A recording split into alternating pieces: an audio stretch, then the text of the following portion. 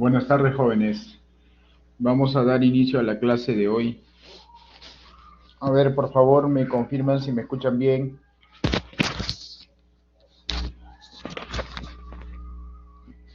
¿Sí se me escucha bien? A ver, confirmen. Ya. Gracias. Bien, el día de hoy vamos a ver el tema de suelos especiales o problemas de cimentación en suelos especiales y las técnicas de mejoramiento de suelo. Esta parte es netamente conceptual para establecer criterios en el momento de plantear soluciones cuando se coloca cimentaciones en lugares donde hay presencia de suelos especiales, aquellos suelos que presentarán una deformabilidad importante o en algunos casos inestables. El objetivo es conocer los diferentes problemas de cimentaciones en suelos especiales, conocer las técnicas de mejoramiento de suelo. Bueno, vamos a ver principalmente algunas técnicas que se emplean en el Perú con respecto al mejoramiento de suelo. Sí, Carlos. Buenas tardes, profesor. Buenas tardes. Quería hacer una pregunta acerca de las notas de la PC2. ¿Cuándo estarían saliendo? Todavía no las tengo. Posiblemente este fin de semana. Estoy en Ah, proceso de o- calificación. ok, profesor. Ya. Bien, este es el contenido, problemas especiales en cimentaciones. Vamos a hablar de los suelos colapsables, los suelos expansivos, los suelos licuables. También estos tipos de suelo están indicados y abordados en la norma E050. Luego vamos a ver las técnicas de mejoramiento del suelo, como es el reemplazo del suelo inadecuado, el uso de la precarga o precompresión. Este segundo tipo de mejoramiento del suelo es muy utilizado en suelos blandos. Eh, la compactación dinámica, el uso de las columnas de grava como un sistema de mejoramiento, los drenes verticales y también la utilización de aditivos químicos para mejorar el suelo. Y por último, mejoramiento del suelo mediante métodos térmicos y las aplicaciones. Principales aplicaciones que lo vamos a ir acompañando con algunos videos y, bueno, imágenes. Bien, los suelos colapsables. La norma 050 en el artículo 35 define los suelos colapsables como aquellos que cambian violentamente su volumen por la acción combinada o individual de la aplicación de una carga y el humedecimiento o variación del contenido de humedad. Estas dos causas o acciones ocasionan una variación volumétrica del suelo que se traduce como asentamientos, ¿ok? Y bueno, es producido principalmente pues en suelos cuyo índice de vacío es muy elevado, o sea, suelos de muy baja densidad y frecuentemente están conformados por arenas y limos de origen eólico. Este tipo de suelo generalmente se presenta en la costa peruana y debido al cambio del contenido de humedad, que por ejemplo puede darse debido a la rotura de tuberías, a la fuga de acometidas o saneamiento, debido al ascenso o variaciones del nivel freático, puede causar un colapso, un, digamos, una variación volumétrica importante, pero en un corto tiempo, manifestándose pues como asentamientos. Entonces, frente a este tipo de suelo, ¿cuál es la obligatoriedad que indica la norma? En el numeral 35.2.1 se menciona que en los suelos donde se conozcan o evidencien ocurrencia de hundimientos debido a la existencia de suelos colapsables, el profesional responsable debe incluir en su estudio de mecánica de suelos por lo menos 3 ensayos. ¿Ok? El primer ensayo es los límites. El límite líquido, el límite plástico, para calcular la plasticidad del suelo. El segundo ensayo es determinar el peso volumétrico del suelo, o sea, la densidad. Y el tercer ensayo debe ser el contenido de humedad. En función a estos 3 ensayos se puede determinar si un suelo es colapsable o no con el uso de la siguiente gráfica. Aquí observen en esta gráfica, en el eje horizontal, se define el límite líquido y en el eje vertical la densidad natural seca. ¿Ok? Entonces hay una curva que divide el gráfico en dos zonas. En la parte superior a la curva se da la condición para los suelos colapsables y en la zona inferior a la curva para los suelos no colapsables. ¿Ok? Así que con el límite líquido y el contenido, la densidad seca, se puede saber si un suelo es colapsable o no. Por ejemplo, ¿no? Si el límite líquido del suelo fuera 35 y la densidad seca 1.20, entonces definitivamente ese suelo se caracteriza como un suelo colapsable. ¿Ok? Sin embargo, no basta con ello, no basta con saber si el suelo es colapsable o no, sino además se debe determinar el índice de colapso. Para determinar el índice de colapso se realizan ensayos de inmersión, en el cual se coloca una muestra inalterada sobre un recipiente y es sometido a incrementos de carga sucesivos hasta llegar a un valor de 200 kilopascales.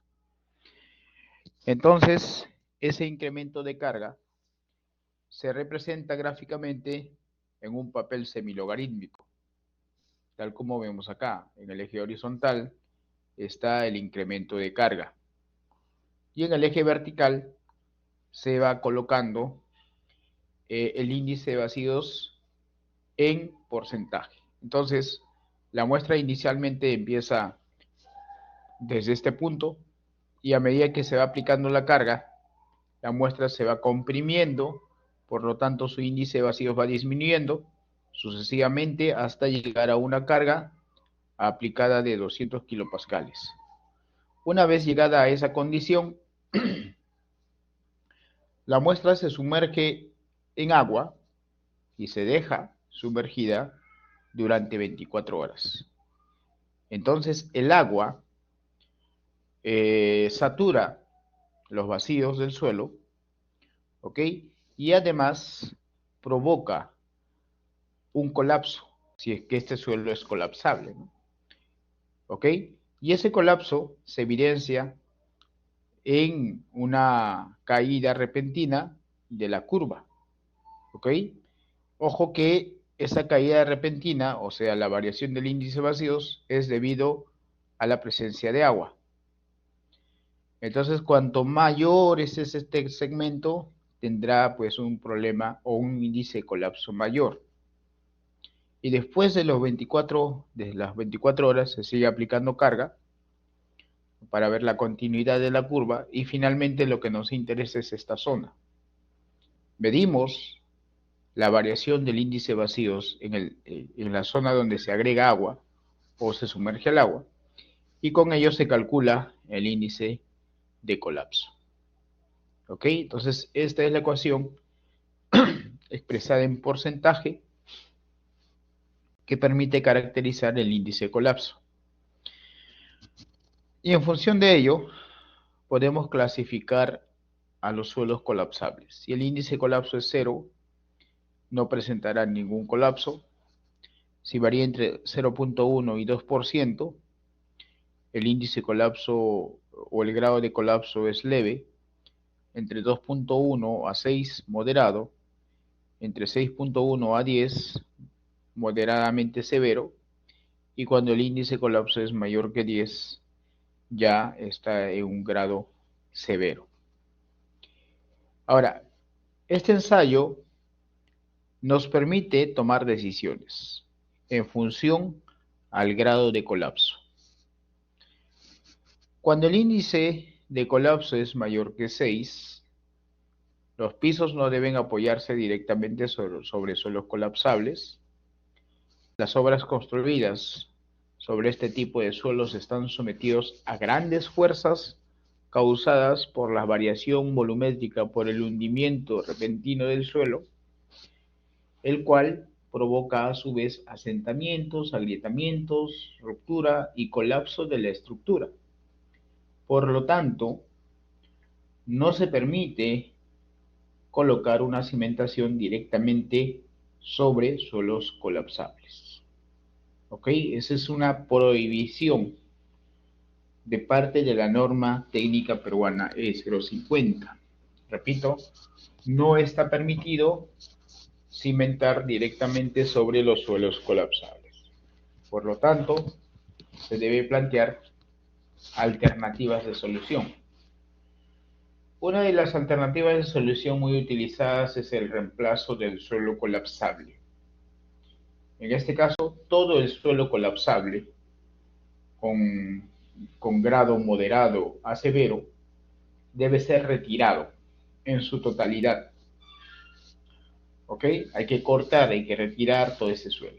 Hay que hacer trabajos de movimiento de tierra y reemplazarse por un relleno estructural, por un relleno controlado. Y se llama así relleno controlado porque es un relleno proveniente de una cantera de material seleccionado y se coloca en capas compactadas. Una vez el relleno controlado compactado, allí ya se pueden apoyar las cimentaciones. Ya, esa es la característica, una de las alternativas de solución frente a la presencia de suelos colapsables es realizar el reemplazo. Se recomienda realizar la instalación del sistema de drenaje perimetral para evitar cambios de contenido de humedad, ya que los cambios de contenido de humedad son los que provocan el colapso. Se recomienda provocar el colapso antes de la construcción, ya que cuando el suelo colapsa, el índice de vacíos disminuye y eso es favorable para la densidad y mayor contacto entre las partículas. Y esto se puede conseguir compactando el suelo con rodillos, ejecutando una compactación dinámica y provocar el colapso por inundación, por ejemplo, para suelos de espesores mayores a 2 metros. Y por último, pues también se recomienda el uso de las cimentaciones profundas, pero hay que tomar en cuenta de que durante el colapso el suelo presenta una variación volumétrica importante, el suelo colapsable se va a comprimir, esto hace que los pilotes sean arrastrados hacia abajo, por lo tanto en el diseño debe considerarse la fricción lateral negativa. ¿De acuerdo? Esas son las propuestas de solución cuando se tienen los suelos colapsables. Ojo acá. En todo el espesor del suelo colapsable, si es que se coloca el pilote, debe considerarse la fricción negativa. ¿Ya? Ustedes ya conocen el concepto de fricción negativa, entonces la fricción lateral debe ser calculada de esa manera. Aquí vemos, por ejemplo, el esquema de los suelos colapsables, ¿no? Imagínense, tenemos un perfil estratigráfico, tenemos una capa superficial relativamente de menor espesor que se encuentra sobre un suelo no colapsable. Entonces, si ese suelo colapsable presenta menor espesor, podemos utilizar cimentaciones superficiales, pero La cimentación debe apoyarse necesariamente en suelo no colapsable, en un suelo firme. ¿Ok? El segundo escenario, acá ya observamos que el suelo colapsable presenta un espesor considerable, entonces ya no se puede utilizar cimentaciones superficiales. Entonces, las edificaciones transmiten la carga a través de las cimentaciones profundas. Entonces, en esta zona se debe considerar la fricción negativa. La fricción negativa se calcula con los métodos que ya hemos visto, pero solamente cambiamos la dirección, ¿no? Eso sería la fricción negativa lateral y bueno, la fricción que aporta la capacidad de carga siempre es hacia arriba, ¿no?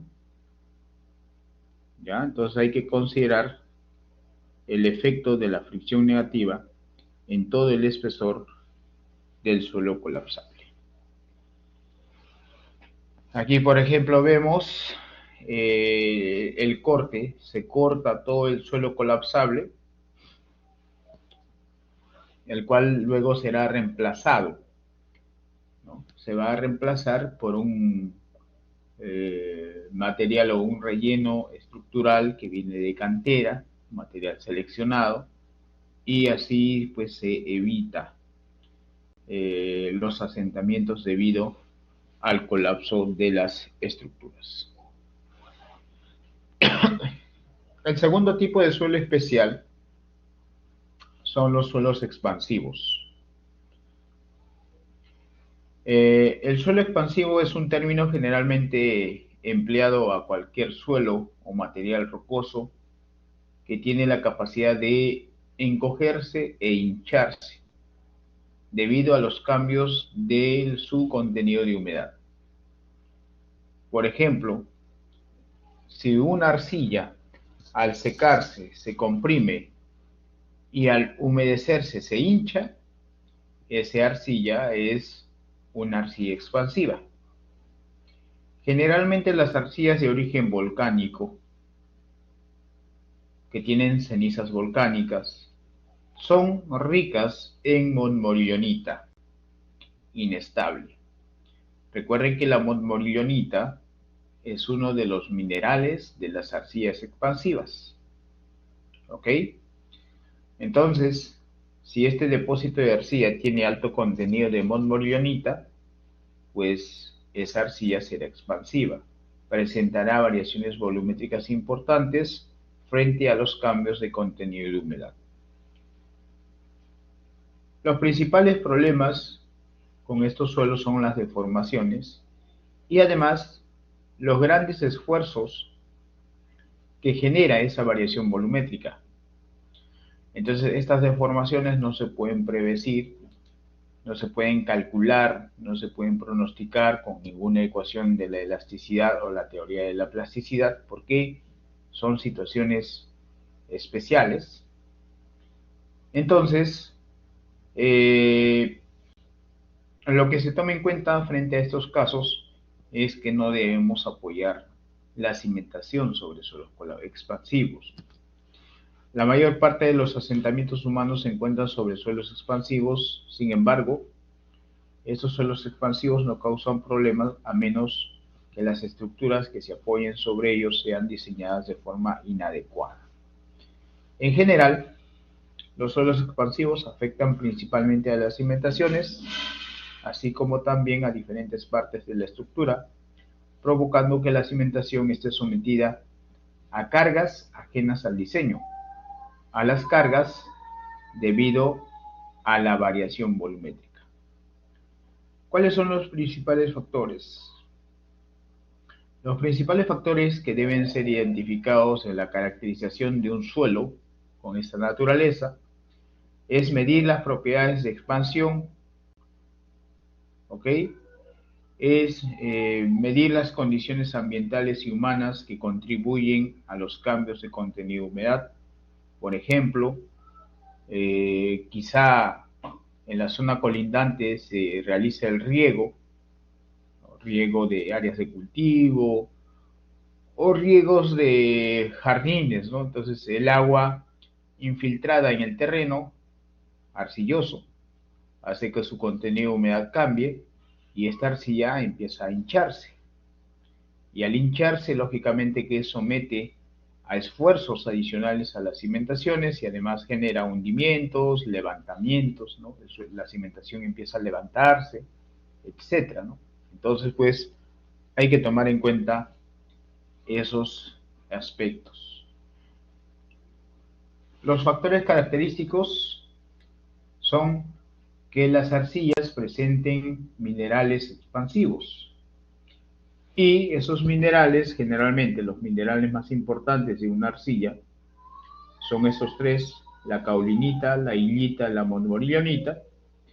Y aquí vemos algunas de las características de estos minerales y sobre todo observamos el área específica. ¿Ok? El área específica es un valor muy importante que nos permite identificar el tamaño de la partícula. Por ejemplo, acá vemos que la caulinita tiene un área específica de 10 a 20 metros cuadrados por gramo de caulinita. La illita tiene de 65 a 100 metros cuadrados por gramo de partículas de illita. Sin embargo, la montmorillonita presenta áreas muy considerables. Eso significa que los minerales montmorillonitas son muy pequeños y además de ser pequeños, presentan una gran actividad a las arcillas expansivas. ¿Ok? Por mencionarles que la montmorillonita puede presentar cambios volumétricos de hasta 18 veces su tamaño inicial. Imagínense, si tienes un cubo de 1 centímetro cúbico de montmorillonita seca, al saturarse, ese cubo cambiaría a 18 centímetros cúbicos por segundo. O sea, ese rango de variación volumétrica presenta la montmorillonita. Factores característicos, bueno, cantidad y tipo de minerales de la arcilla, naturaleza del flujo intersticial. Claro que la actividad de estas arcillas expansivas son detonados, o el factor detonante en todo caso sería pues la variación del contenido de humedad, ¿no? Si se controla el contenido de humedad constante, pues la arcilla no va a presentar ningún problema, ¿no? El peso unitario, estructura del suelo, las condiciones de carga extrema y el tiempo para lograr la expansión total. Causas comunes: lo que causa la expansión son la infiltración de agua, ¿no? Como los aniegos localizados, ascenso de agua, lluvias y drenaje superficial que hace que el agua se infiltre al terreno, modificando su contenido de humedad. Presencia de vegetación también es un factor muy importante, ya que la vegetación causa variaciones de contenido de humedad en el suelo, modificación en el equilibrio de la humedad y también cambios de humedad por infiltración, por ejemplo, debido al fenómeno del Niño, que ocurre en el Perú, ¿no? En el norte del país, sobre todo. Entonces, la norma en el ítem 37.3.1 indica lo siguiente: cuando el profesional responsable encuentre evidencias de la existencia de suelos expansivos, sustenta su evaluación mediante los resultados del ensayo para la determinación del hinchamiento unidimensional. Así se llama el ensayo. Ensayo para la determinación del hinchamiento unidimensional de los suelos cohesivos. Bueno, tiene su norma, ¿no? La NTP 339-170, donde se explica en qué consiste ese ensayo. Las muestras que se utilizan en el ensayo deben ser muestras inalteradas, ¿ok? Entonces se coloca en un recipiente de volumen inicial conocido y una vez colocado se sumerge en el agua, ¿ok? Y al sumergirse, esa muestra empieza a hincharse. Va a generar variaciones de altura o variaciones de espesor, porque se va a hinchar como una esponjita, ¿no? Porque el agua va a causar ese efecto. Entonces, ese hinchamiento se mide y se calcula el porcentaje de expansión en función a la altura inicial de la muestra. Claro que las lecturas del hinchamiento se deben realizar bajo presión vertical de 7 kilopascales. Y esto permite caracterizar el potencial de expansión. Si el porcentaje de expansión es mayor a 30, entonces esa arcilla presenta alto o muy alto porcentaje de expansión. De 20 a 30 tiene un porcentaje alto de expansión. De 10 a 20 tiene un porcentaje medio. Y cuando es menor que 10%, el porcentaje o el potencial de expansión es bajo.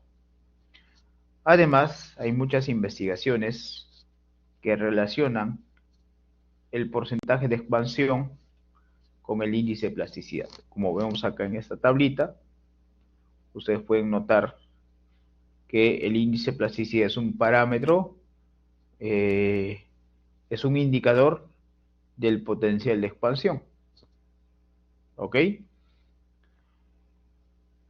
¿Qué es lo que causa la expansión de las arcillas?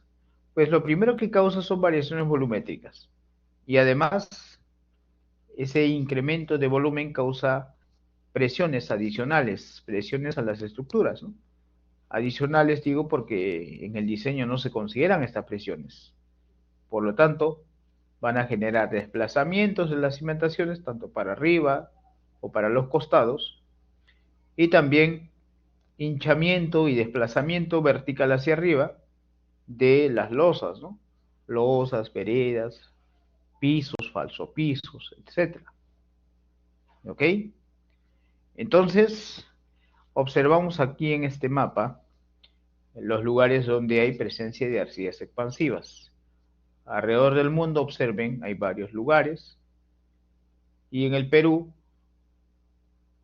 también hay presencia de arcillas expansivas en el norte del país. En Piura, Tumbes, Lambayeque, La Libertad, Amazonas, Cajamarca, San Martín. En toda esa zona hay presencia de arcillas expansivas. Bueno, esto ya se constató pues con estudios realizados pues por diversos investigadores durante los últimos años.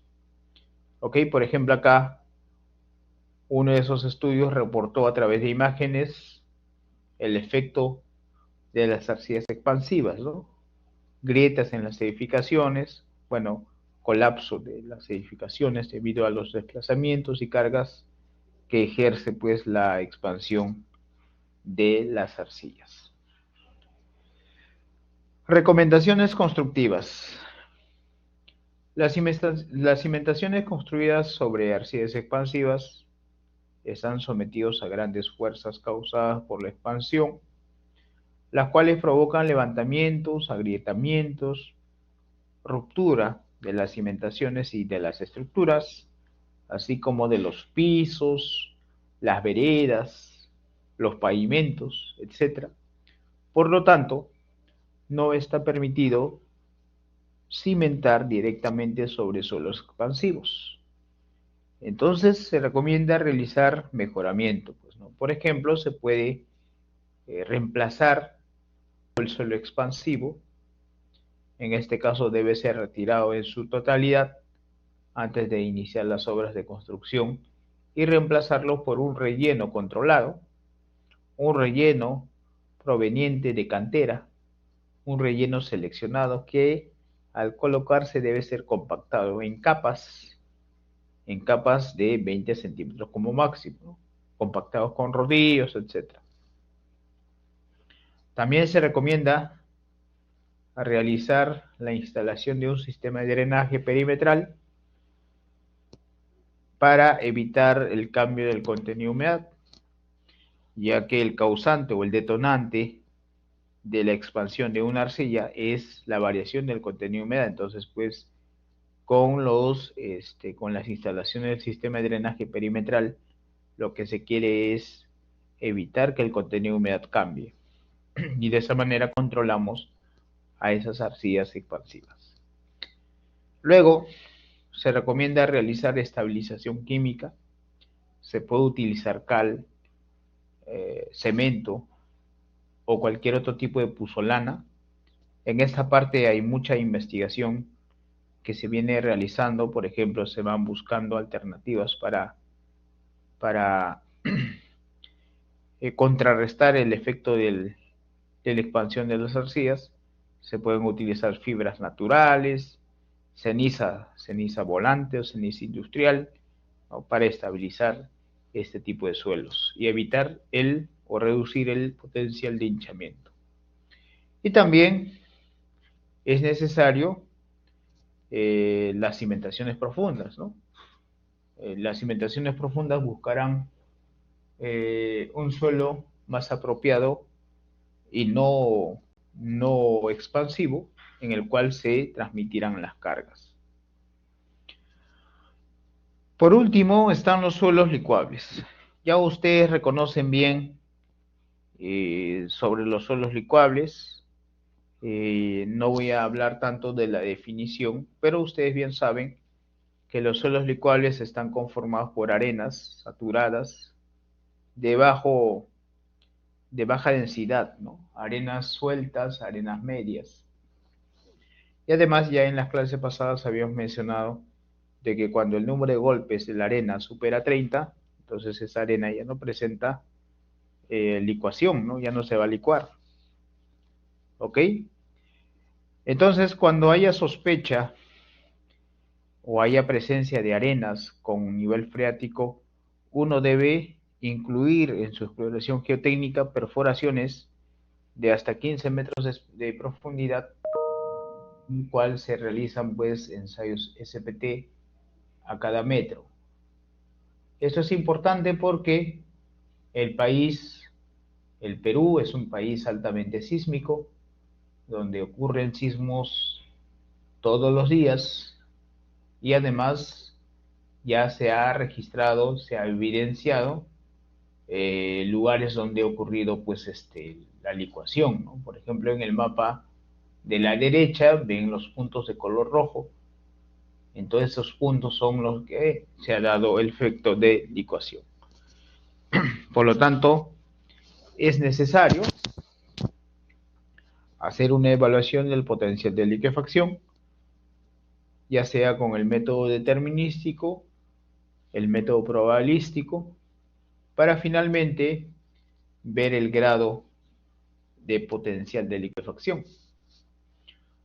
Ahora, cuando el potencial de liquefacción es mayor a 10, allí ya es necesario mejorar ese suelo o directamente apoyar la zapata en un suelo donde no se va a licuar.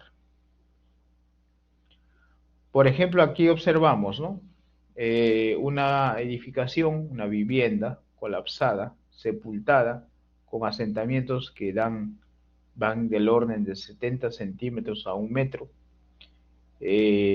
por el efecto del sismo en Pisco en el 2007, muchas viviendas colapsaron por el fenómeno de licuación de suelos. Entonces la norma indica que las cimentaciones construidas sobre suelos que se licúan están sometidos a grandes asentamientos, desplazamientos laterales, fallas de la cimentación y las estructuras. Por lo tanto, no está permitido cimentar directamente sobre este tipo de suelos. ¿Ok? Entonces ya se plantean las diversas alternativas de mejoramiento. ¿Ok? Entonces vamos a ver los diferentes métodos de mejoramiento de suelo.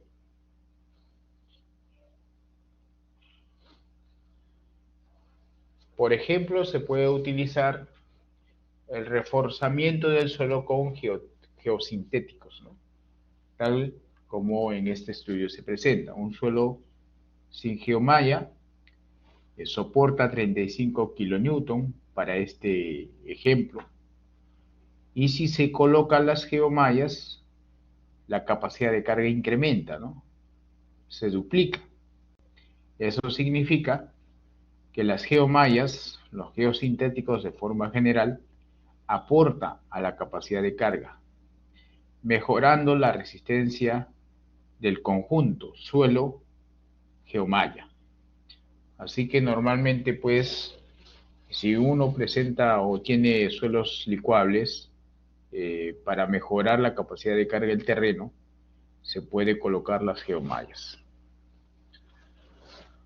Otras soluciones factibles para los suelos licuables son el uso de los geosintéticos de forma general, el uso de las columnas de grava, el uso de las columnas mixtas profundas, las cimentaciones profundas o tratamientos con aditivos químicos y lechada de cemento, ¿no? Para fortalecer y mejorar la capacidad de carga del suelo. Por ejemplo, acá hay una serie de esquemas. Aquí observamos el uso de las columnas mixtas, ¿ok? Aquí observamos el uso de las columnas de grava, también el uso de geomallas para fortalecer el suelo en el cual se apoya la estructura, ¿ok? También se pueden usar drenes verticales. Estos drenes verticales permite la evacuación, la disipación del exceso de presión generado durante la ocurrencia del sismo y de esta manera reducir el potencial de licuación de los suelos. Entonces, ya abordado estos tres puntos, los suelos colapsables, suelos expansivos y suelos licuables, ahora vamos a ver algunas de las técnicas de mejoramiento de suelos empleados en el Perú. Es posible que el suelo de cimentación no sea totalmente adecuado para soportar las cargas transmitidas por las estructuras, por lo tanto es necesario realizar mejoramientos para incrementar la capacidad de carga del terreno y para reducir los niveles de asentamiento. Existen diversas técnicas de mejoramiento del suelo y acá listamos algunos de ellos. Por ejemplo, se puede utilizar o se puede realizar el reemplazo del suelo inadecuado, ¿no? Esta técnica consiste en cortar todo el suelo malo y reemplazarlo por un suelo competente. Claro que este último suelo debe ser colocado en capas compactadas.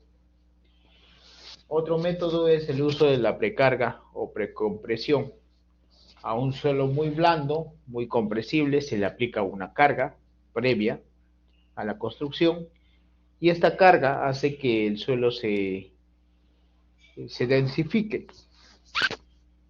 Y al densificarse, pues pasa a una zona no blanda, entonces los niveles de asentamiento ya no van a comprometer a la estructura.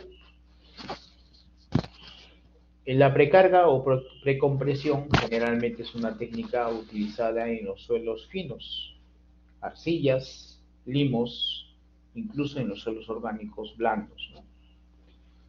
Luego la compactación dinámica, muy utilizada en las arenas.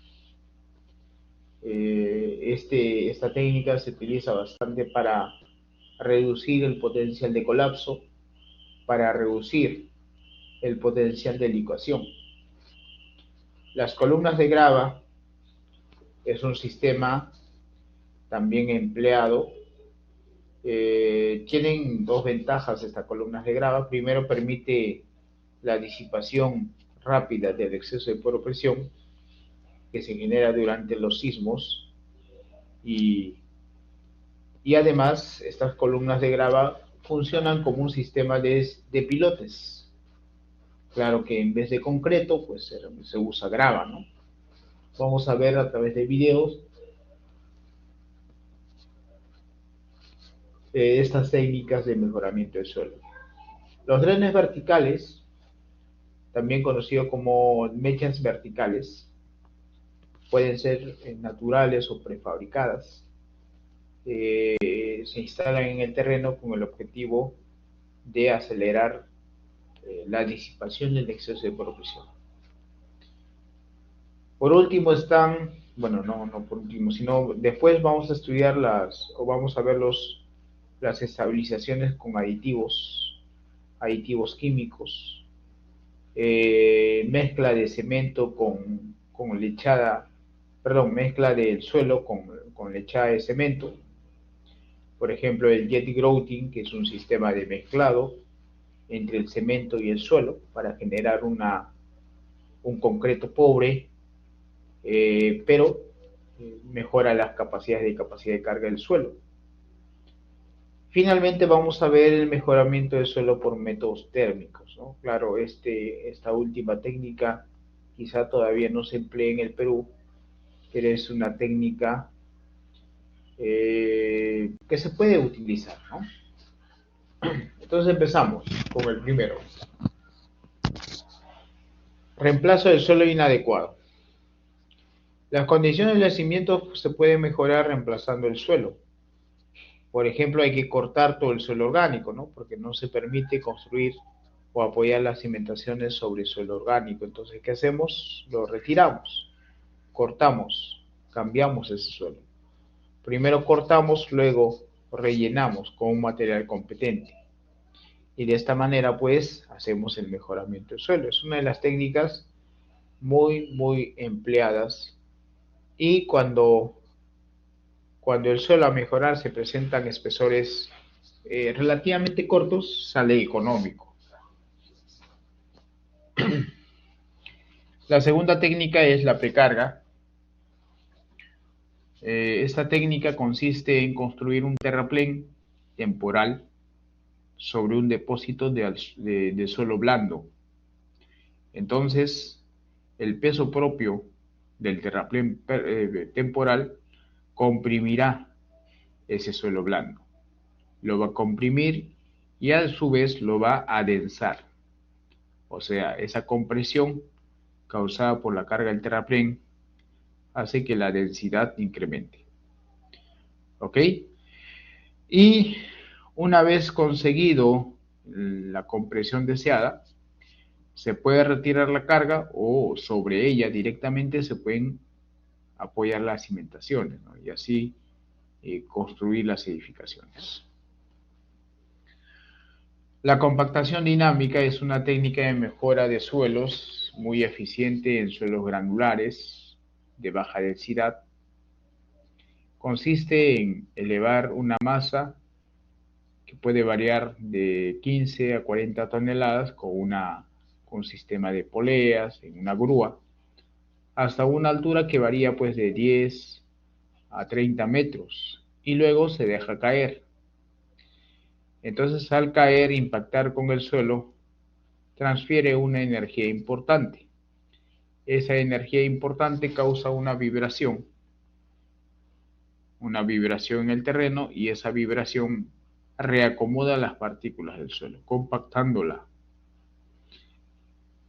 Entonces, esta técnica se utiliza en suelos arenosos para reducir los asentamientos, para reducir el potencial de liquefacción.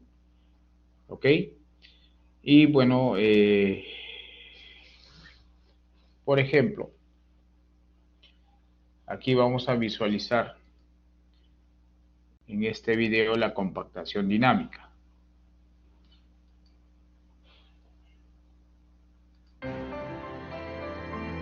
Si escuchan y pueden visualizar correctamente el video. ¿Alguien me confirma?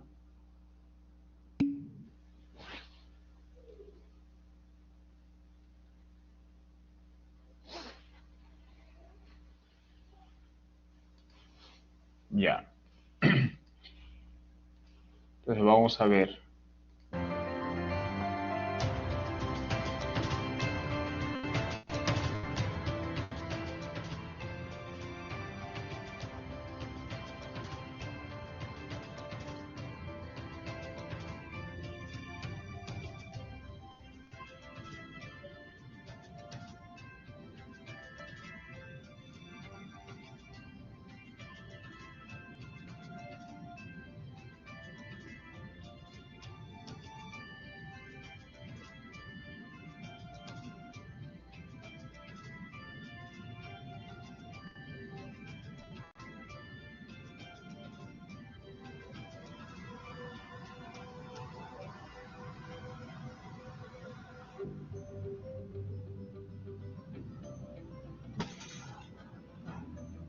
Soletrans Huachi Perú está ejecutando el proyecto de mejoramiento de suelos mediante la técnica de compactación dinámica. Consiste en soltar una masa de 10 a 15 toneladas desde una altura en la que puede también variar desde los 2 metros hasta los 20 metros de altura. Al impactar contra el terreno, esta masa transmite la energía hacia este y por lo tanto reduce la cantidad de vacíos que hay entre las partículas del mismo terreno. De esta manera, el cliente puede optimizar el diseño de sus cimentaciones para sus futuras edificaciones.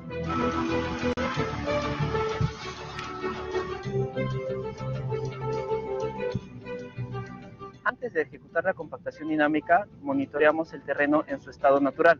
En este caso, hemos ejecutado unos ensayos CPT para verificar las características actuales del terreno. El ensayo CPT consiste en la penetración de un cono a velocidad constante dentro del terreno, y de esta manera verificamos cuánto hemos mejorado el terreno en lo que respecta a capacidad portante.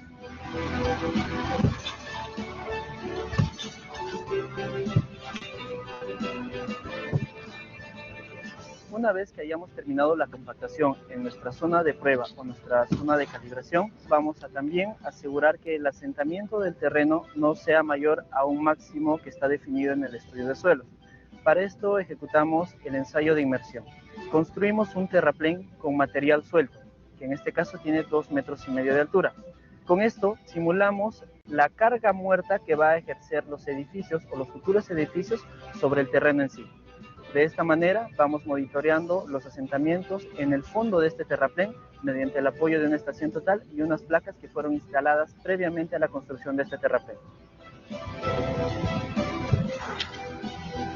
Para la ejecución de la compactación dinámica usamos equipos especializados como son una grúa sobre orugas de 100 toneladas de capacidad, a la cual se ha instalado un kit de compactación dinámica, además de usar 2 masas de 9 y 15 toneladas que se estarán usando de acuerdo a la necesidad del proyecto.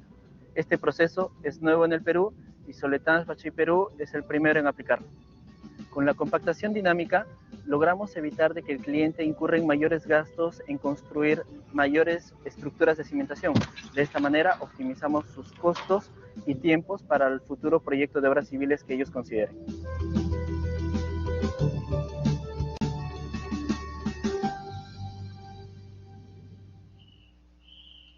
Bien, ahí vimos la aplicación de la metodología de compactación dinámica. La técnica del uso de columnas de grava para el mejoramiento de suelos. Se utiliza comúnmente en suelos cohesivos para mejorar la resistencia al corte, reducir el asentamiento excesivo y acelerar la consolidación, al acortar la distancia de drenaje que necesita el agua para reducir el exceso de poropresión. También es utilizado para mitigar el efecto o mitigar, reducir el potencial de liquefacción en suelos granulares. Se construyen perforando agujeros que se extiende a través de todo el suelo que se desea mejorar y se inyecta grava a alta densidad, ¿no? O sea, se coloca las gravas y además se va compactando. Estas columnas de grava deben apoyarse siempre en suelos firmes. Se puede instalar como columnas independientes o como paredes continuas o paneles de columnas, y de esta manera puedes mejorar la capacidad de carga del terreno. Igual vamos a mostrar un video donde se aplica las columnas de grava. Este video es explicativo de cómo se puede colocar las columnas de grava. Primero se hace una excavación en el terreno natural y luego se hace el vaciado de las columnas de grava, bueno, la grava seleccionada, y se compacta, ¿no? Y así sucesivamente, ¿no? Se va compactando y ya queda como una especie de pilote, pero conformado por grava. ¿Ok? Y así se hace el mejoramiento, pues, ¿no? Otra técnica es colocar los Kaizen, las camisas metálicas, y directamente ir colocando la grava por el orificio inferior y compactándolo, ¿no? Ahí vemos, siempre hay que compactar esas columnas. De esa manera, pues, se hace el mejoramiento del suelo. Ahí vemos diversos procedimientos de instalación de las columnas de grava.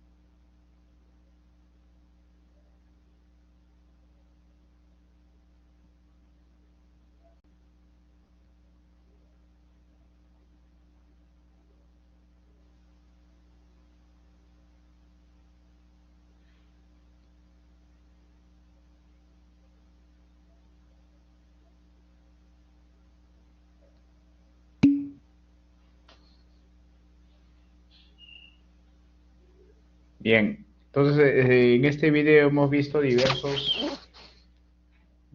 técnicas de instalación de las columnas de grava.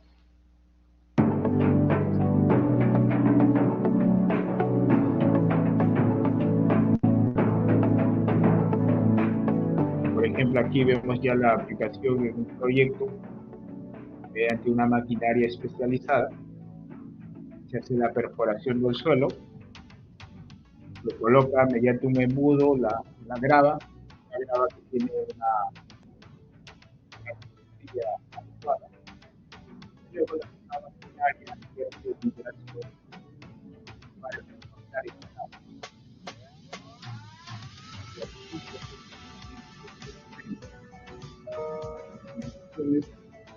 Se pueden apoyar ya directamente sobre ese suelo mejorado, ¿no? Noten que las columnas de grava no solamente sirven como pilares o pilotes, sino además que durante la compactación empuja al suelo lateralmente densificándolo.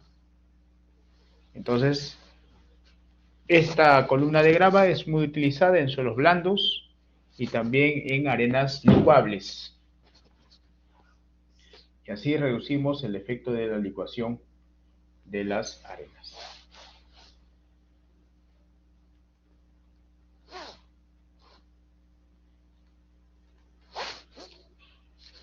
Otra técnica es el uso de los drenes verticales.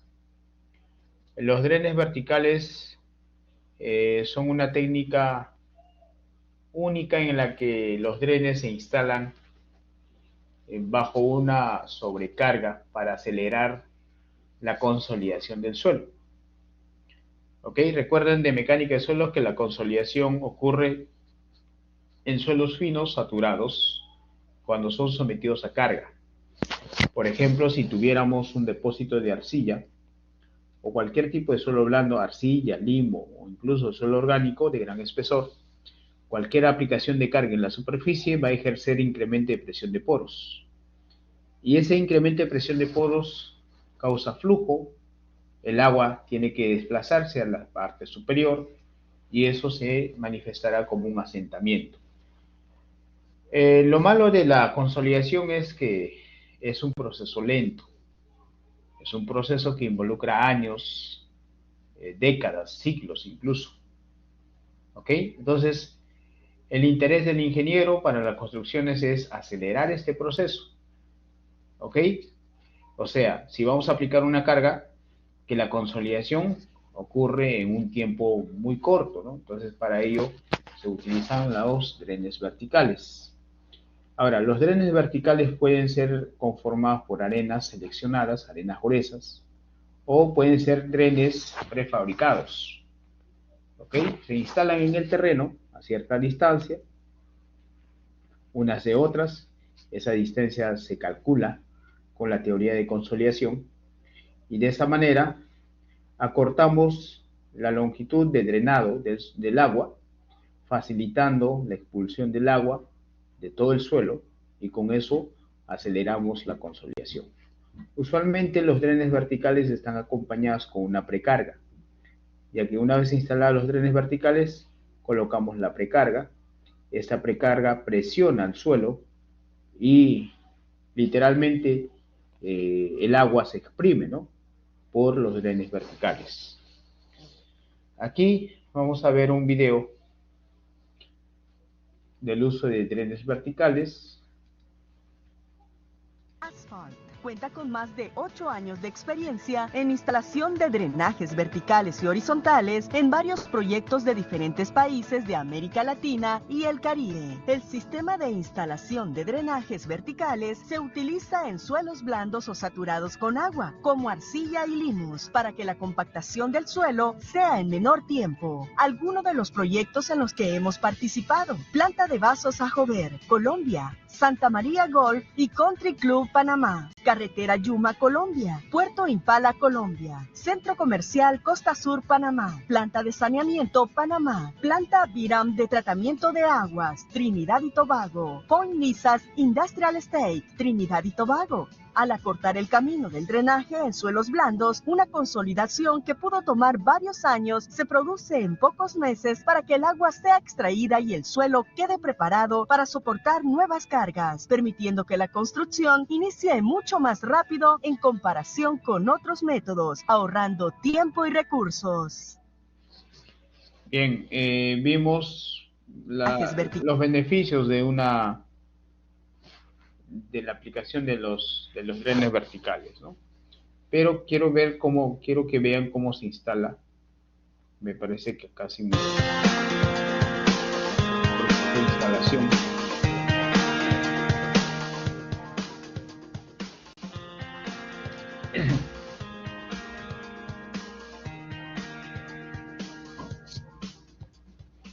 Los drenajes verticales pueden ser instalados empleando los métodos vibratorios estáticos de multitudes, donde el drenaje está encerrado en un mandril de acero tubular de sección transversal en un área pequeña, generalmente de 2 por 5 pulgadas.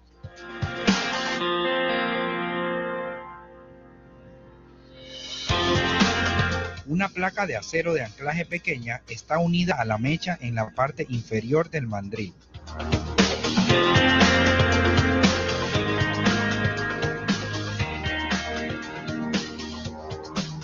El mandril es entonces impulsado en el suelo, ya sea con una multitud estática o plataforma vibratoria. La placa de anclaje retiene el drenaje del suelo. Cuando la profundidad del diseño es alcanzada, el mandril es totalmente extraído. El drenaje se corta.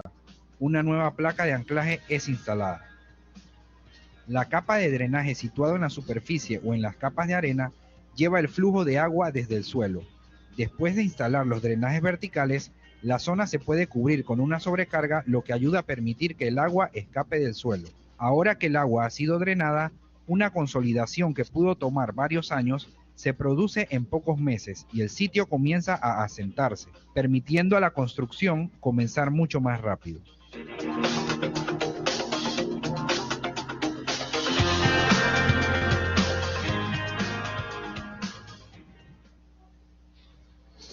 Bien, ahí vimos el proceso de instalación de los drenes verticales.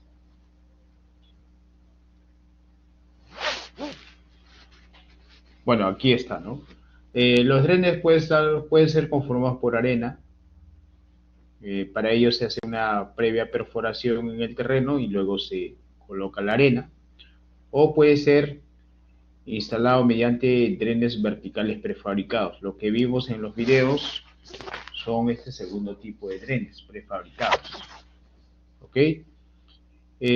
También son conocidos como mechas drenantes. Tienen un núcleo sintético, una especie de canales que permite la salida de agua y está envuelta en una geomanta, un geotextil, para evitar digamos, el paso de los finos, ¿no? O sea, este filtro evita que las partículas del suelo ingresen al dren vertical y deje de funcionar, ¿ok? Son muy adecuados sillas, limos, capas orgánicas, arenas arcillosas, arenas limosas, en general para cualquier tipo de suelo, pero preferentemente se emplea pues en los suelos finos muy blandos donde se requiera realizar la consolidación o acelerar la consolidación. Las técnicas de mejoramiento de suelos mediante el uso de aditivos y lechada. Esa técnica también es muy empleada. Se utiliza las bondades de los químicos, en este caso de la cal, del cemento. Se puede utilizar también ceniza volante o cualquier otro tipo de puzolana. ¿Ok? Las puzolanas son pues sustancias que se hidratan y al hidratarse se cristalizan y se vuelven elementos sólidos, rígidos. Por ejemplo, el cemento, la cal, la ceniza volante, la ceniza industrial, la ceniza de la cáscara de arroz, son considerados pues como puzolanas. Estas sustancias al combinarse con el con el suelo natural, generalmente suelos arcillosos, reaccionan y al reaccionar se rigidizan. Entonces de esa manera pues se hace el mejoramiento de suelos, incrementando las propiedades mecánicas del suelo, permitiendo una mayor capacidad de carga y reduciendo los asentamientos. ¿Ok? Aquí vamos a ver,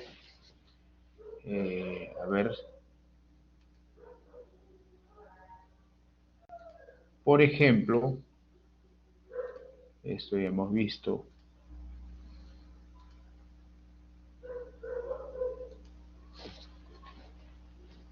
Suelo cemento. Proceso constructivo. Bueno, vamos a ver este video que se utilizó en una carretera. Para muchos es difícil llegar a estas zonas tan lejanas que de repente por la distancia, por lo difícil el acceso que es llegar a estos lugares, les felicito porque han llegado a este lugar y de repente no para ser una persona más, sino para darnos capacitaciones importantes para lograr el beneficio en adelante que podemos tener con nuestras vías de transitabilidad terrestre. Este camino vecinal era una trocha carrozable. Poníamos tirantes que lo llamamos de madera para para rellenar con tierra y ahí esa nos servía como puente para que pasen los vehículos. Las intervenciones allí con el tiempo se han ido complicando, puesto que obtener material afirmado que cumpla con las especificaciones, o en todo caso la cantera disponibilidad de estas, se está volviendo cada vez más engorroso, ¿no? Hay un documento técnico publicado por el MTC, que son soluciones básicas, justamente en caminos no pavimentados, donde nos permite utilizar algunos insumos con el propósito de estabilizar los suelos existentes. Esto nos permite ya no reponer un nuevo suelo, sino más bien en algunos casos reciclar, reutilizar lo existente. Estamos interviniendo más de 100 kilómetros con una alternativa para nuestra zona novedosa, como es la estabilización química. Básicamente es el uso de la mezcla de nuestra base, de nuestro afirmado, con lo que es el insumo cemento, lo que nos está garantizando que en el tiempo podamos tener una vida útil más prolongada y que nuestros caminos puedan tener las características que realmente necesitan por el efecto climático que tenemos dentro de nuestra jurisdicción de Sánchez Carrión. Y esto mejora aquí a los ciudadanos, pero sin más productividad. Bueno, usted es profesional peruano y está buscando cómo inmigrar legalmente a los Estados Unidos. Quédese atento porque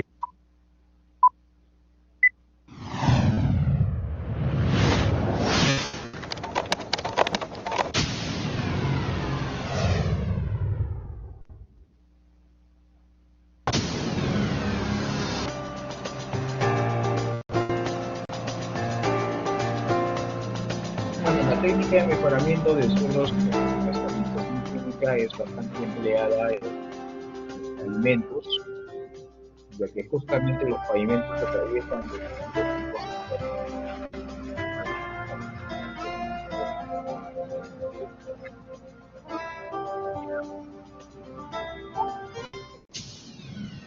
entonces, cuando hay presencia de arcillas,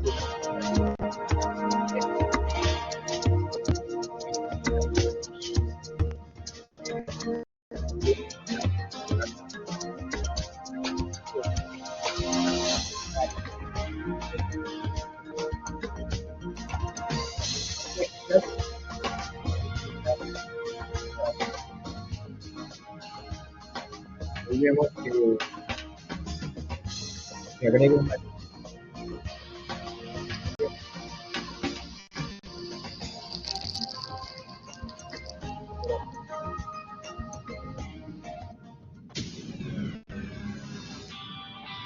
luego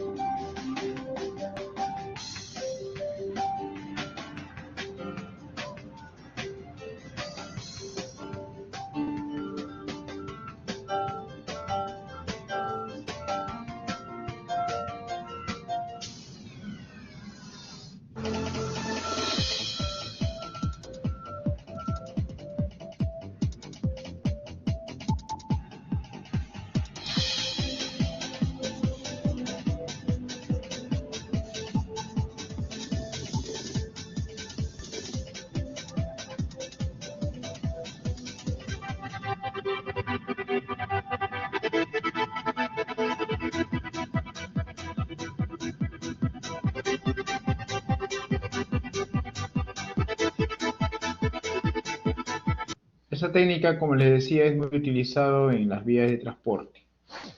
En el Perú se utilizan bastante en la Amazonía, donde hay presencia de arcillas muy compresibles. Otra manera de utilizar los aditivos químicos es a través de las perforaciones, por ejemplo, en la construcción de columnas mixtas profundas. En este caso, el principio es el mismo, pero ya se requiere una perforación. Entonces, los químicos, los aditivos químicos se van inyectando a presión a medida que se va perforando el suelo, con unos equipos especializados, ¿no? Por ejemplo, acá se hace la inserción, la perforación hasta cierta profundidad, y luego se inyecta mediante presión la solución de agua y aditivo, ¿ok? Y esa solución, al reaccionar con las partículas del suelo, los aglomera y se genera una columna de concreto pobre, ¿no? Ese aditivo puede ser cal, puede ser cemento, etc. Y finalmente pues queda como una columna de grava, pero más rígida, ya que dependiendo del aditivo que se utiliza, tenemos un elemento monolítico como una especie de pilote, ¿no? Una de esas técnicas también viene a ser el jet grouting, que consiste en introducir un mandril hasta cierta profundidad y a través de ese mandril se inyecta la solución, que puede ser una solución de sistema de un fluido, sistema de doble fluido, sistema triple fluido, dependiendo del proceso. Se inyecta a presión y esa misma presión erosiona el suelo, que facilita el mezclado del aditivo con el propio suelo. ¿Ok? Entonces, al reaccionar ese aditivo con las propiedades, con las partículas del suelo, los aglomera y se genera como una especie de concreto pobre, que definitivamente mejora las características de resistencia del suelo. Aquí vamos a ver justamente el uso del jet grouting.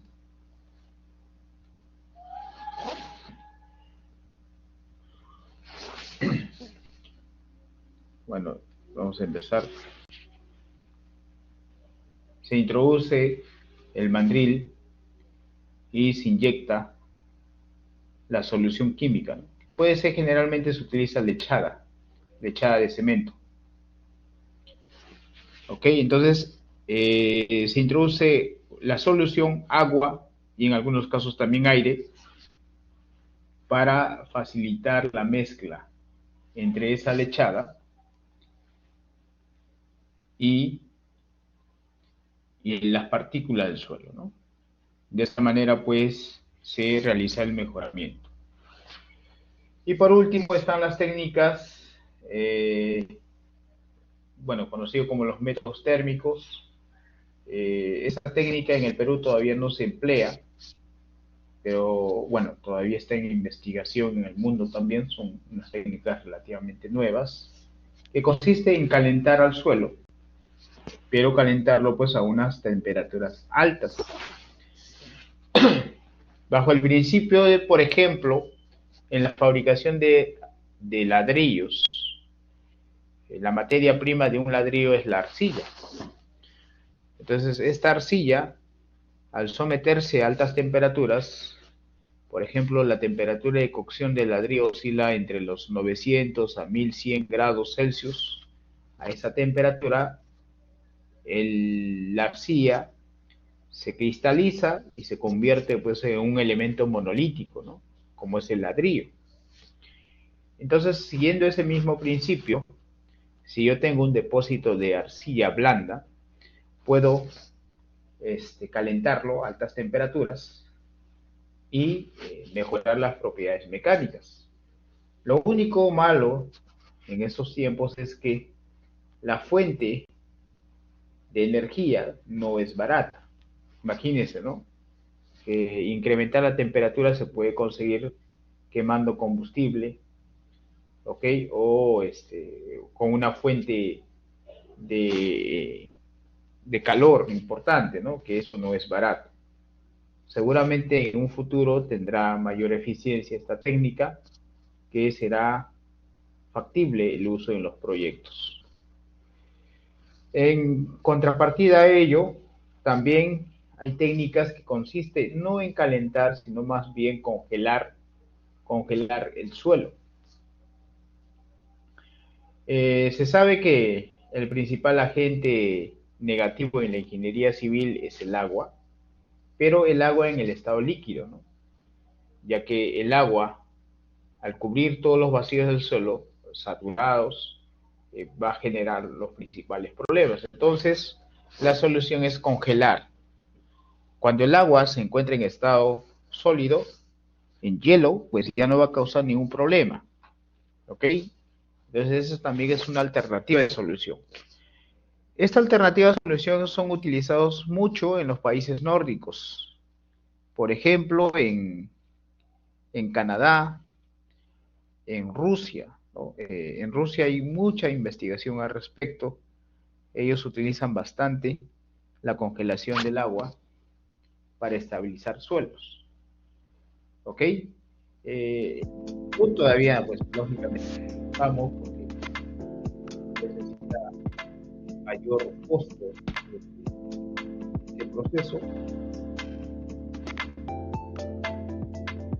Pero como técnica disponible es importante estudiarlo, ¿no? Yo recuerdo como una anécdota, cuando estudiaba el posgrado en Brasil, había un compañero de aula que estaba investigando ese tema, ¿no? Estabilización de suelos por la técnica de congelamiento, ¿no? Y fue una investigación interesante en Brasil, ¿no? Un país tropical donde pues no hay temperaturas tan bajas, pero se puede lograr la congelación por la inyección del nitrógeno. Entonces se necesita todo un sistema de diseño para la inyección de nitrógeno para estabilizar suelos.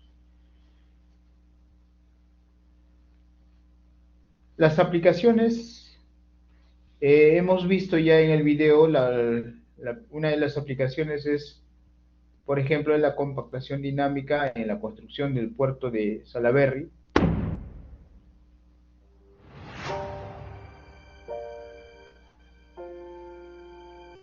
En La Libertad se utilizó la técnica de compactación de suelos durante la construcción para mejorar las características mecánicas de la arena y también para reducir el potencial de liquefacción, ¿no?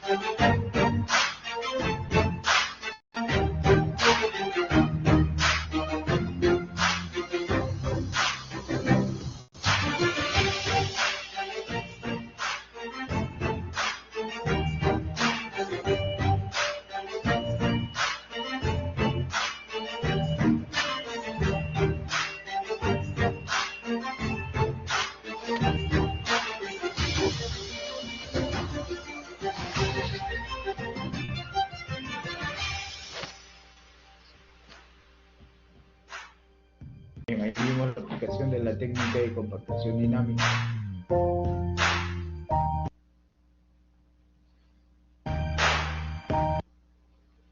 la técnica de mejoramiento de suelos o aceleración de la consolidación con drenes verticales y precarga se utilizó en el proyecto Aeropuerto Internacional de Chinchero, en Cusco, donde se ejecutaron una gran cantidad de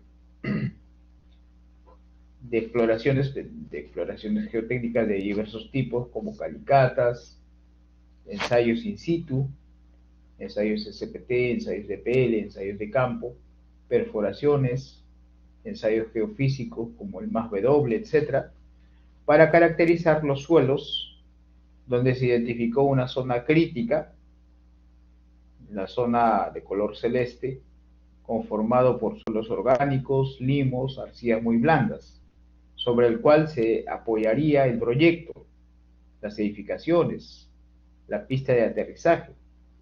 Entonces, era necesario utilizar las técnicas de mejoramiento de suelos. Por ejemplo, acá visualizamos un perfil geofísico donde la coloración amarilla y naranja muestra la presencia de suelos blandos sobre el cual pues estaban apoyadas las estructuras. Entonces era necesario estabilizar todos estos suelos, y son depósitos de gran espesor, de 30, 40, 50 metros de espesor. Así que no era factible retirar y reemplazar, sino más bien acelerar el proceso constructivo, ¿no? El proceso de consolidación. Aquí observamos en planta la zona crítica, la zona de color naranja, gris, verde, ¿no? Rosa, son zonas de condiciones más críticas donde era necesario la estabilización del suelo. Esta imagen también muestra el perfil estratigráfico, donde justamente también se visualiza en esta zona como una especie de embudo la presencia de suelos orgánicos, suelos de muy baja resistencia. Entonces fue necesario utilizar las mechas drenantes y además la precarga. Entonces aquí noten en toda el área que compromete o está comprometida en la construcción, se colocaron las mechas drenantes, luego este geotextil, y sobre el geotextil se colocó una precarga, un terraplén de espesores variables hasta de 20 metros. Entonces el terraplén ejerce pues una carga y las mechas drenantes facilitan la evacuación del agua, acelerando la consolidación del suelo. Y de esta manera, pues, los tiempos de construcción se redujeron, ¿no? Bueno, yo participé en la parte de exploraciones geotécnicas, en la parte de la mecánica de suelos, y cuando hicimos los cálculos de consolidación, pues el tiempo de consolidación aproximadamente, si no mal recuerdo, fue de 40 años, pero con el uso de las mechas drenantes y la precarga, ese tiempo se redujo a 9, 8 meses. Entonces, actualmente ya esa primera etapa del proyecto culminó, porque esto se inició en el 2016, y bueno, ya terminó la etapa de consolidación, y sobre el cual ya se puede construir las edificaciones.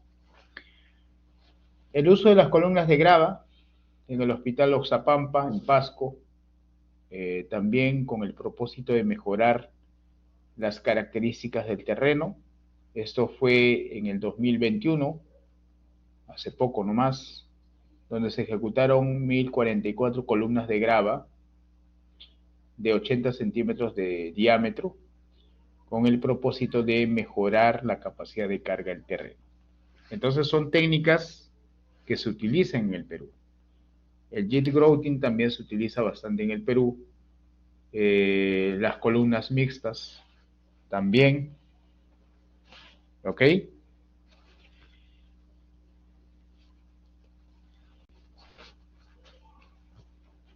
A ver, vamos a ver un video de columnas mixtas.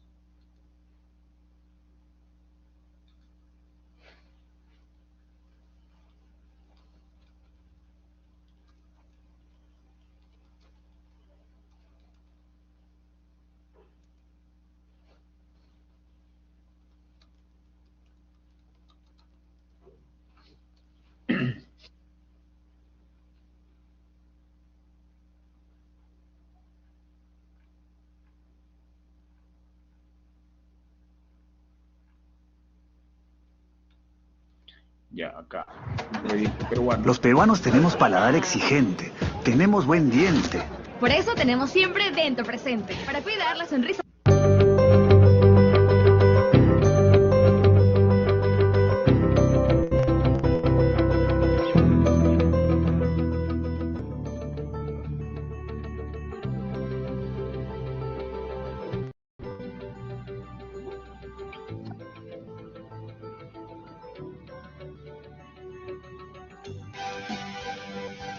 Bueno, las columnas mixtas es una mezcla entre el cemento o lechada de cemento y el terreno propio.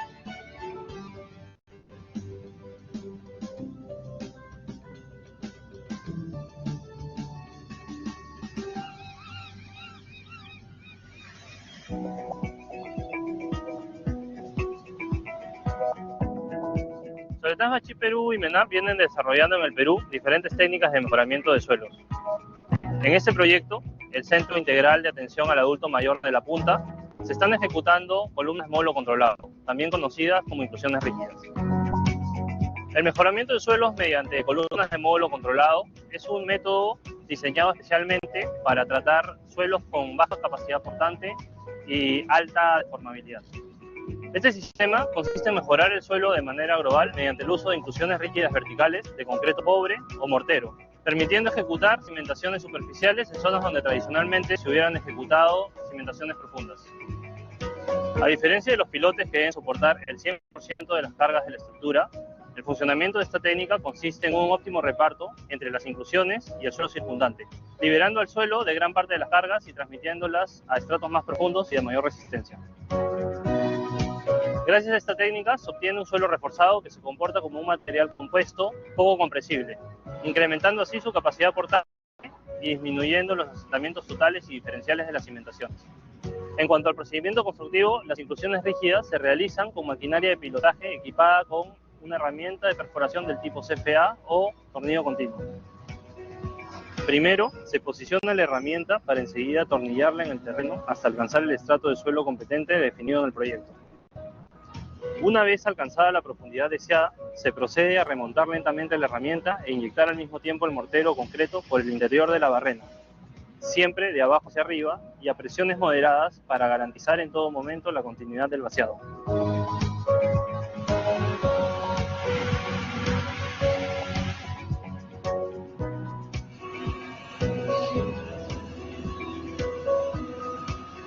Posteriormente, se coloca una capa de relleno estructural o material granular, la cual conformará un colchón de repartición de cargas entre el fondo de la cimentación superficial y la cabeza de las inclusiones.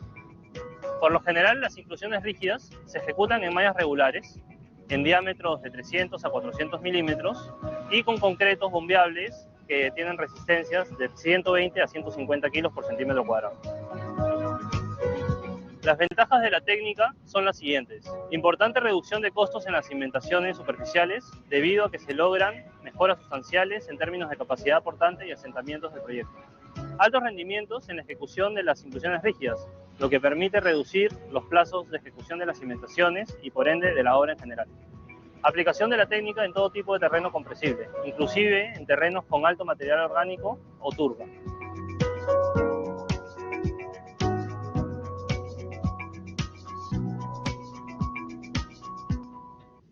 Bien, ahí vimos las intrusiones rígidas en el terreno como mejoramiento.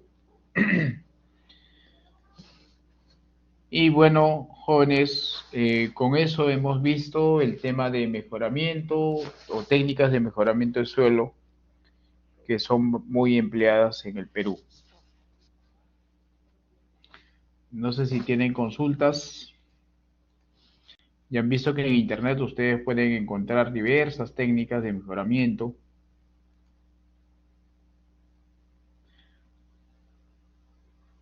Bueno, también otros procesos constructivos, ¿no? Acá lo curioso es que varios de mis colegas tienen sus canales. Por ejemplo,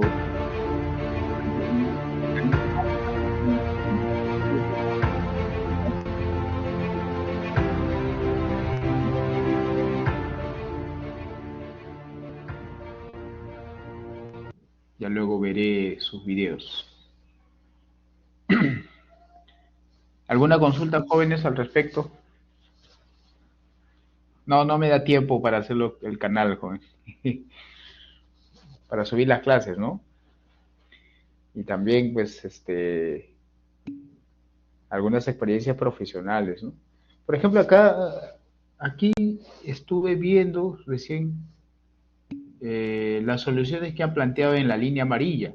Yo participé en la ejecución de la línea amarilla y, bueno, ahora ya está en funcionamiento, ¿no? Allí se encontraron diversos problemas por presencia de suelos de relleno urbano, o sea, basura. Ahora vamos a ver qué dice.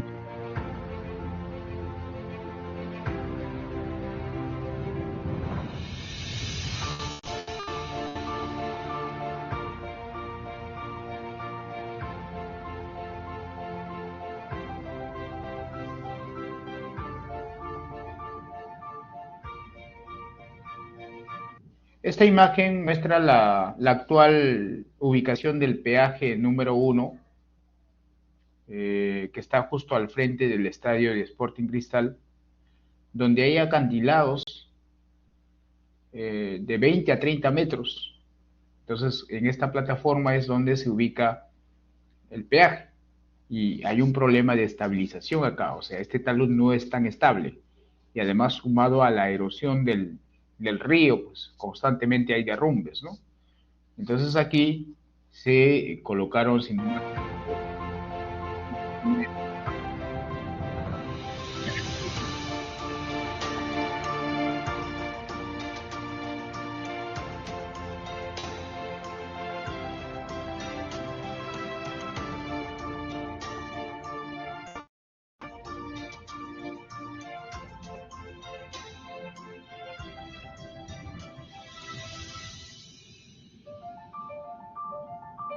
Soletrans Huachí Perú ha considerado para este proyecto una solución de muro de contención mediante la construcción de unos muros Milán, que consiste en la construcción del muro de contención en sí desde la plataforma superior, evitando así sobreexcavaciones y posibles afectaciones que se vayan a tener a las vías vecinas o viviendas aledañas. Las particularidades de este terreno son las siguientes. Los 6 primeros metros están compuestos por un relleno no controlado, consistentes en basura y desmonte de años anteriores. Además de ello, estamos muy próximos a viviendas aledañas al proyecto, los cuales podrían tener un riesgo de afectaciones durante el proceso constructivo. En este proyecto hemos ejecutado 400 metros de muros Milán, que corresponden a 4.100 metros cuadrados de este, y estos han sido ejecutados en 7 semanas efectivas. El proceso constructivo consiste en lo siguiente. Se construye un murete guía, el cual nos permite garantizar el alineamiento del muro y también nos permite controlar la verticalidad de estos muros durante su ejecución.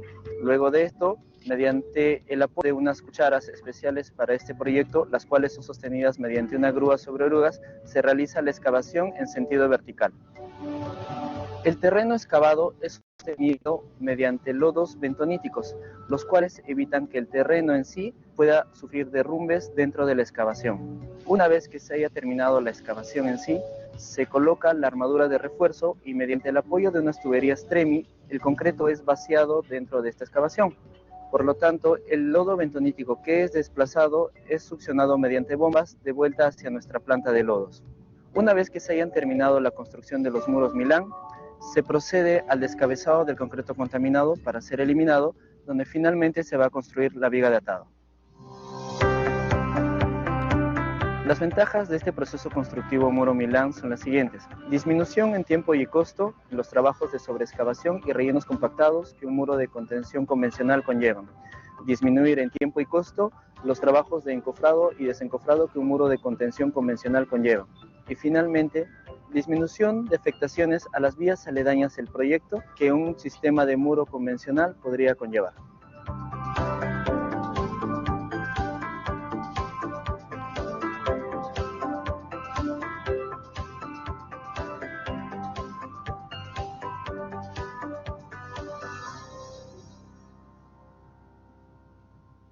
Bien, interesante la ejecución de los muros Milán. Bien.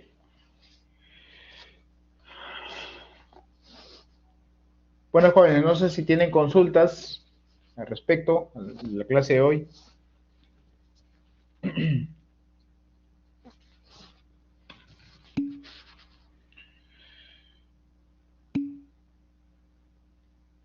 O cualquier otra consulta que tengan. Mario, sí, adelante.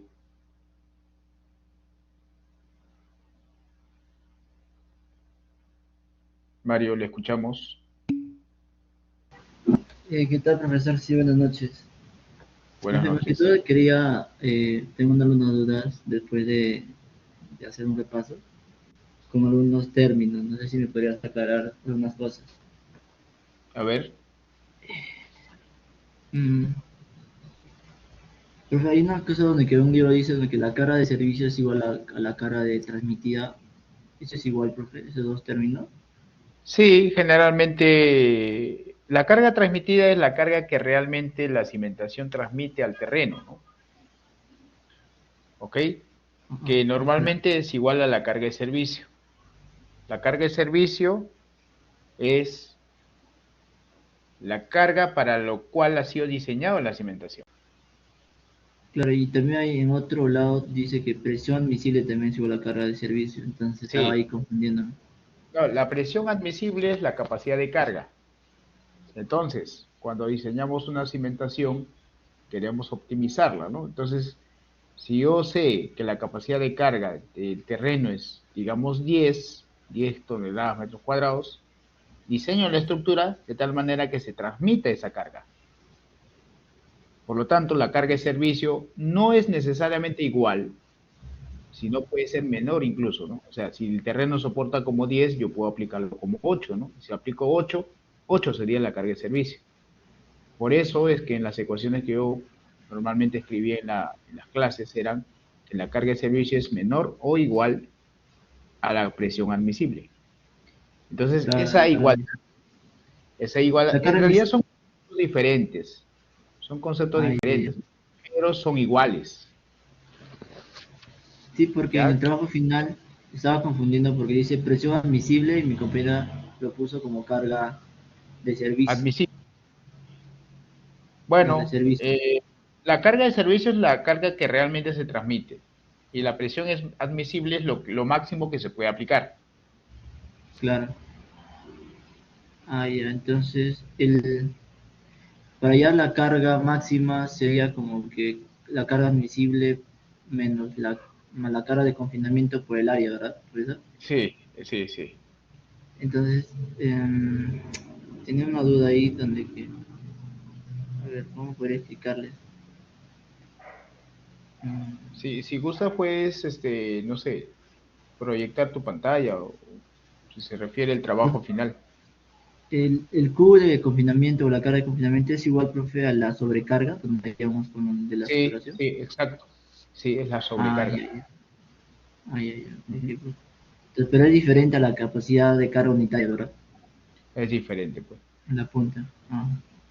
Ahí, entonces, profe, entonces podemos decir que la presión admisible es igual a la carga de servicio para nuestro trabajo al final.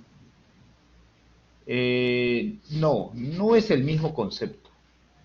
La presión admisible es la capacidad que ofrece el suelo. En cambio, la carga de servicio es la carga que se aplica al suelo. Son conceptos diferentes. Pero numéricamente se consigue que sean iguales, ¿no? Claro, para si yo quiero optimizar, sea máximo. Exacto. Pero son conceptos diferentes. Puedo utilizar valores menores, más o menos, algo así, ¿verdad? Exacto. La carga de servicio puede ser menor a la carga admisible, ¿no? Pero nunca mayor. Exacto. Ya, profe, gracias. Eso es todo. Ok, ya. Jessica, a ver. Grace dice las especificaciones. Presión admisible 1.3. Sí, es la carga de servicio. Generalmente en los diseños estructurales no se suele colocar carga de servicio, sino que se coloca carga de admisible, ¿no?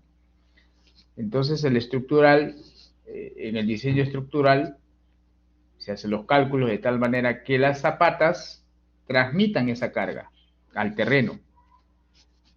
Entonces, ese 1.3 que aparece en los planos es una carga, en realidad, una carga de servicio. ¿Ok? Ingeniero, disculpe. Continúe, compañero. Ya. Entonces, la presión admisible es obviamente que no es igual a la carga admisible, profesor. En conceptos no es igual, pues, ¿no? Claro. Perdón. La presión admisible con carga es admisible. Bueno, en realidad ahí hay muchos porque ahí ya los datos son diferentes. O sea, sí, el tema no es tanto conceptual, sino el tema es entenderlo bien. Claro, eso Cuando es lo que todos queremos hacer. El ingeniero estructural calcula la carga que la cimentación transmite al terreno. Entonces es una carga de servicio. Y el ingeniero geotécnico calcula la carga que soporta el terreno.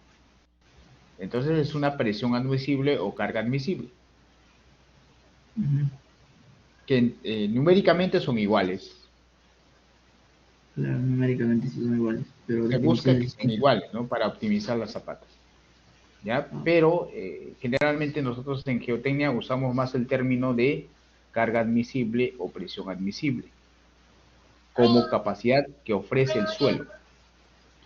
Pero los estructurales usan carga admisible como la presión que ejerce la cimentación al terreno. Entonces es cuestión de ver qué se está transmitiendo y qué va a soportar, nada más, ¿no? ¿Ya? Ok. Ok. Ya, a ver, Grace iba a comentar, no sé, Jessica. Sí, profesor, yo quería ver si me podría realizar un feedback respecto a mi trabajo final, por favor. Porque hay algunas dudas que tengo y también... Okay. Ya estás como presentadora. Ok.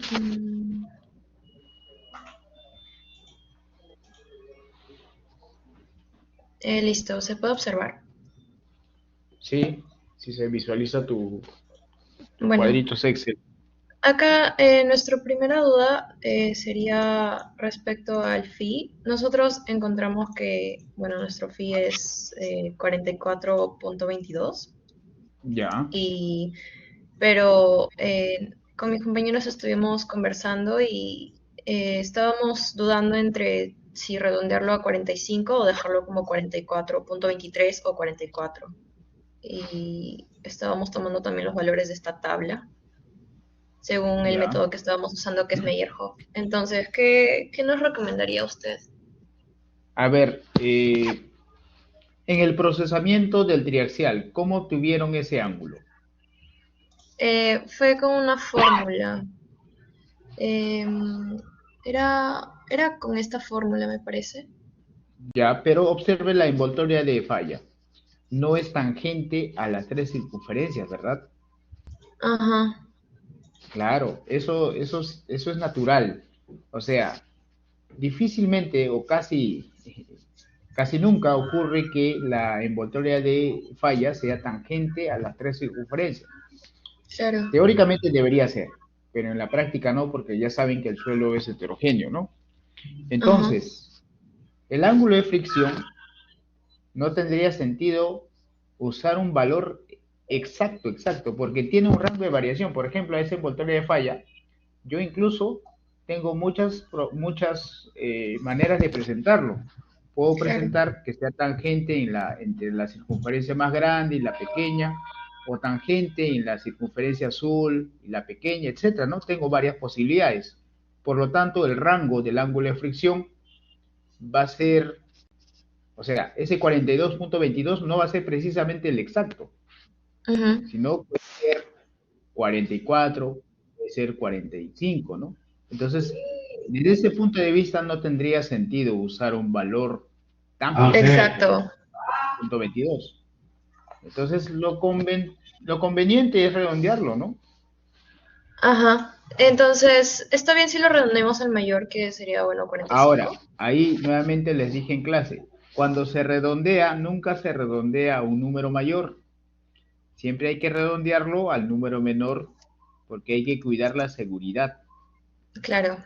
¿Ok? Si usted coloca 45, diseña con 45, te va a dar una mayor capacidad de carga de la que es, y eso te puede inducir a un colapso. Entonces, conservadoramente siempre hay que ir para el lado de la seguridad. Y el lado de seguridad es cuando el ángulo de fricción es menor, ¿no? Pues lo redondeamos al menor. Igual la cohesión. Está bien.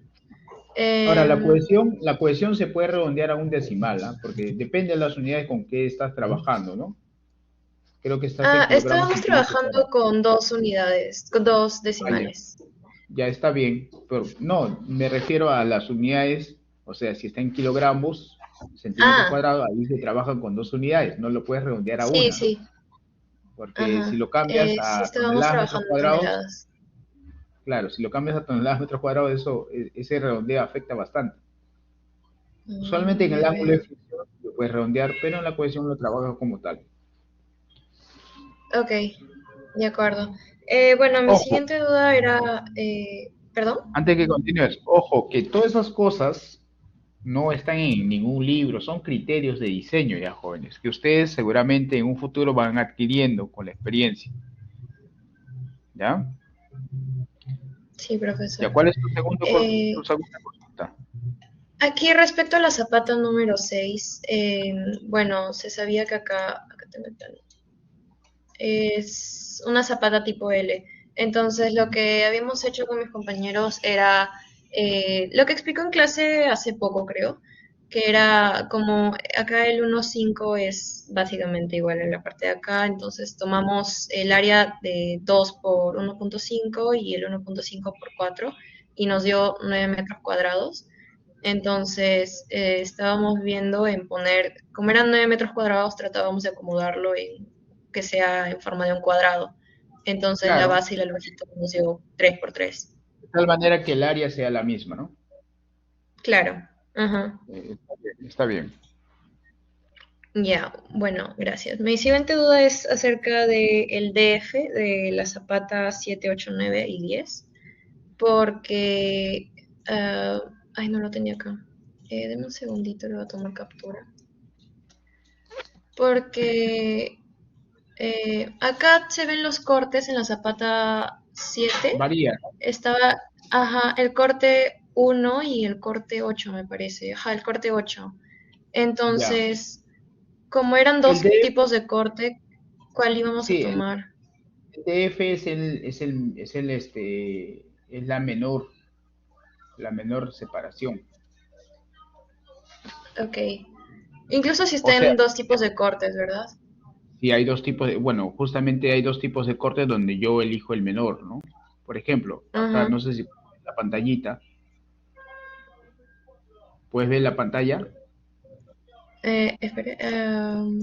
Sí. Imagínate que este es el terreno. Y acá yo coloco la zapata. Ok. ¿Cuál sería el DF? El DF no sería el del lado derecho. Claro. Esa es. Y en caso de que la zapata sea combinada y tenga 2 tipos de corte, entonces tomamos sí o sí el menor. El menor, tómalo. Okay. Siempre el menor. Listo.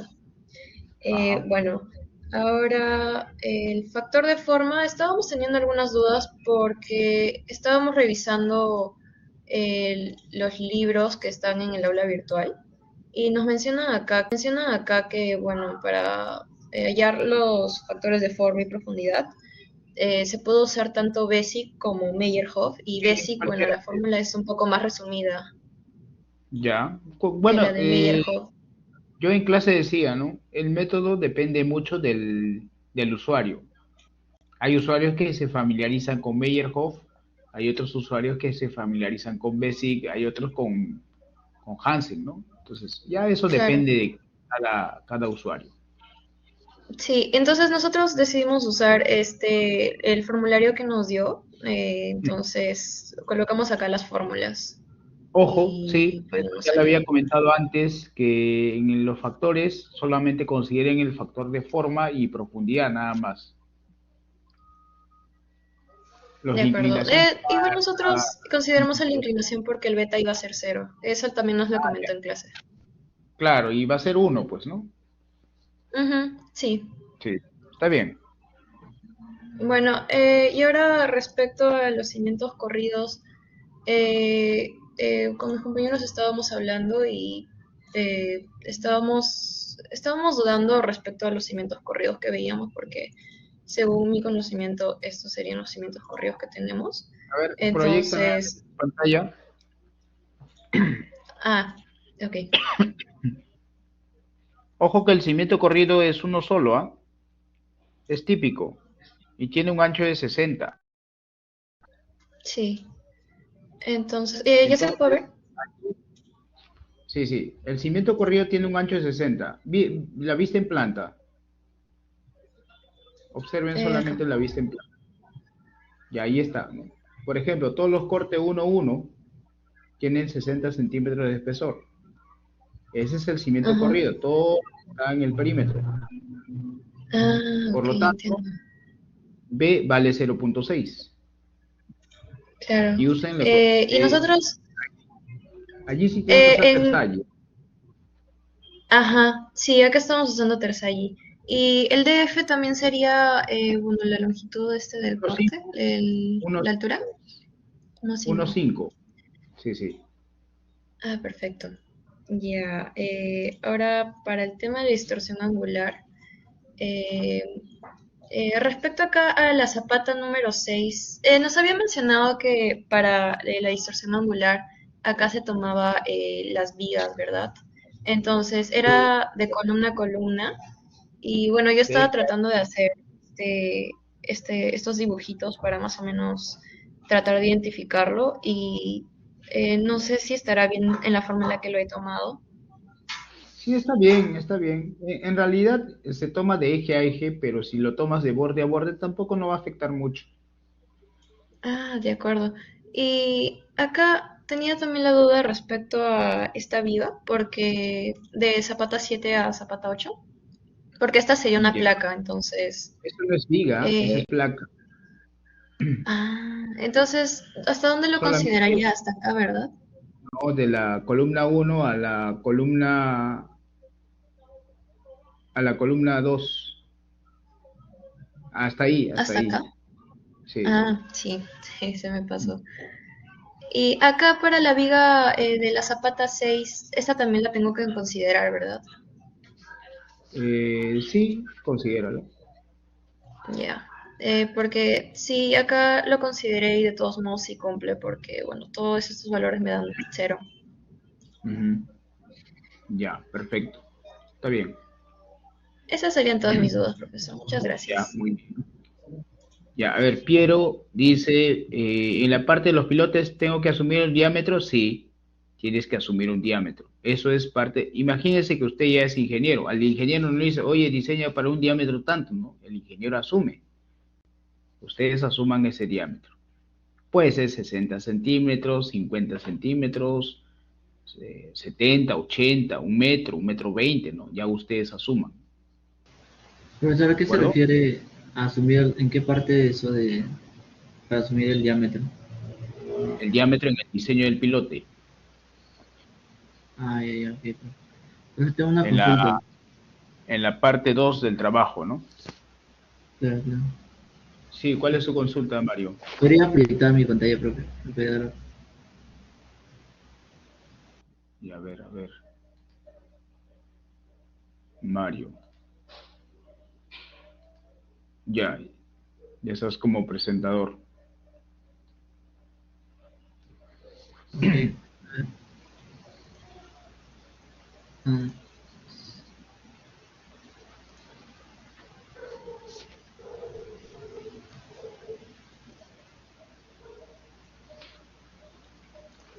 Todavía no visualizo.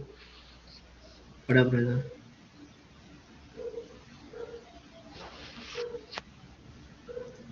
¿Puede ver, profesor? Sí, ¿no? Sí. Ya aquí dice detener la carga última y la invisible, donde que nuestra presión invisible o carga de servicio es 1.3. Entonces, en este caso, para hallar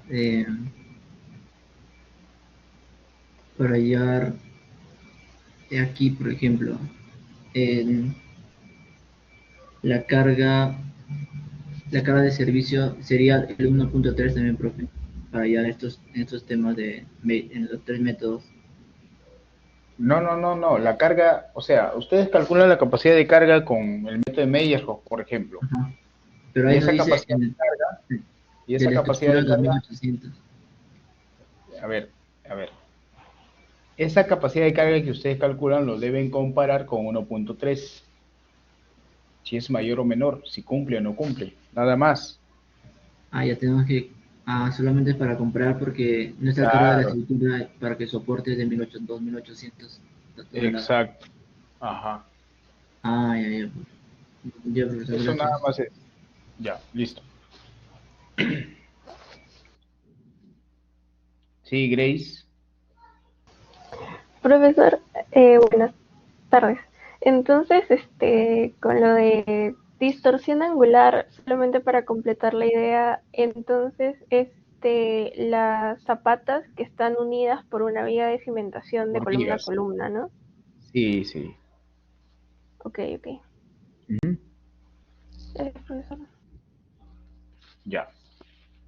Muy bien, jóvenes, no sé si hay alguna consulta más. No se olviden que el día lunes es la sustentación. El mismo lunes diremos qué grupo empieza, ¿ya? Así que ingresen temprano. A las 4 en punto empieza. Y la entrega será el jueves a medianoche como máximo plazo, ¿no? Ya en la siguiente semana creo la actividad para que ustedes entreguen su trabajo final hasta el jueves de la siguiente semana.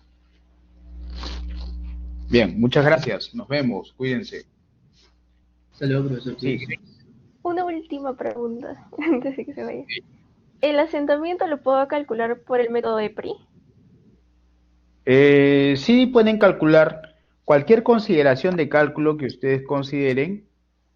Tienen que comentarlo en el informe, ¿no? O sea, se realiza el cálculo de asentamientos por el método del EIPRI y ya está justificado ahí. Ok, gracias, profesor. Ok. Jessica, las notas del PC salen en el transcurso de estos días porque siempre en el modo virtual me demora bastante calificarlo. No es como en el modo físico, cuando tengo los exámenes físicos, ahí lo califico rapidito. Pero les voy a pedir calma. Bueno, mañana no tengo mucho tiempo, así que entre el sábado y el domingo lo subo la nota. Bien, muchas gracias. Nos vemos. Cuídense.